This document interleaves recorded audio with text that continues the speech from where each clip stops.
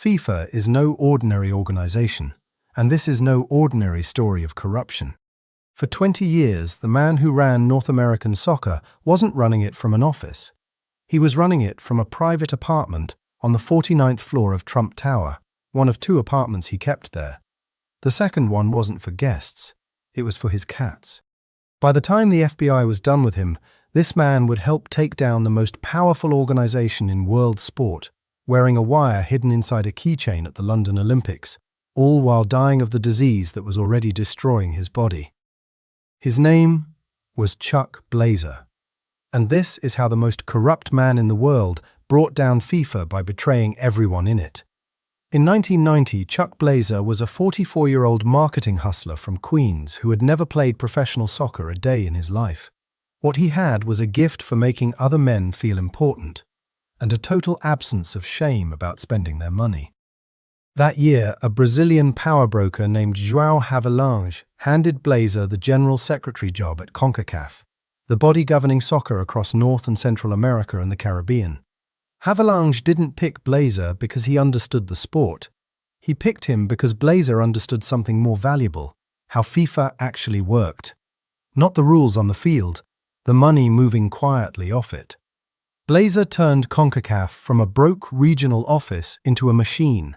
Sponsorship deals, television rights, a World Cup bid process where a yes vote from a small Caribbean federation could suddenly be worth 6 figures to the person casting it. Within a few years, he'd built himself a 10% commission on almost everything that passed through the organization. Legally, on paper. It was the perfect crime, because for a long time, it wasn't technically a crime at all. By the 2000s, Blazer was earning millions a year and living like it. Trump Tower, a fleet of unnecessary luxuries. And that second apartment, 1 floor below his own, that existed purely so his cats would have somewhere to live, that wasn't his living room. He was also, by his own admission later, taking bribes. Millions of dollars, routed through shell companies and offshore accounts, tied to World Cup hosting votes, including the vote that sent the 1998 tournament to France and, most explosively, the 2010 tournament to South Africa. FIFA insiders weren't just skimming sponsorship money anymore. They were selling the single biggest event on earth to the highest bidder, 1 executive committee vote at a time. And Blazer sat at the center of it, because Blazer sat at the center of everything. He had a seat on FIFA's executive committee itself, one of only 24 people on the planet who could vote on where the World Cup went next. The problem was, Chuck Blazer was also becoming impossible to hide. He weighed over 400 pounds, he rode a mobility scooter through 5-star hotel lobbies. He was diabetic, his health failing, and somewhere in the mid-2000s, the IRS started asking a very simple question. How was this man making millions of dollars and filing no personal tax returns at all? In 2011, the walls closed in. Federal investigators confronted Blazer with evidence of tax evasion so severe it could have ended with him dying in prison. He was already dying from something else. He took the deal. Chuck Blazer became a cooperating witness for the FBI and IRS, secretly, while continuing to sit on FIFA's executive committee as if nothing had changed.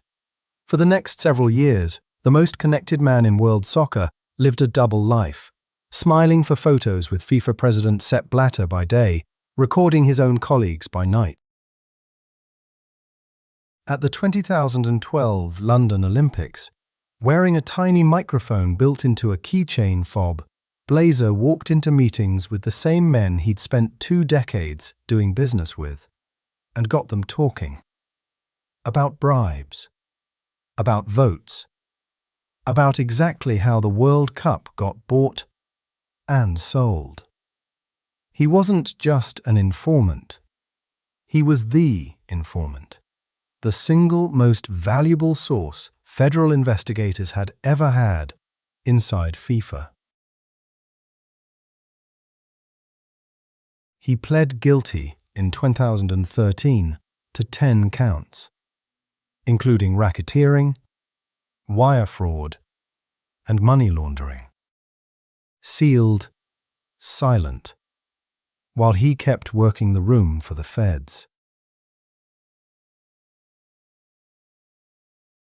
On May 27, 2015, Swiss police walked into the five-star Lac Hotel in Zurich at dawn and arrested 7 FIFA officials in their hotel rooms, dragging blankets over their faces as they were led out.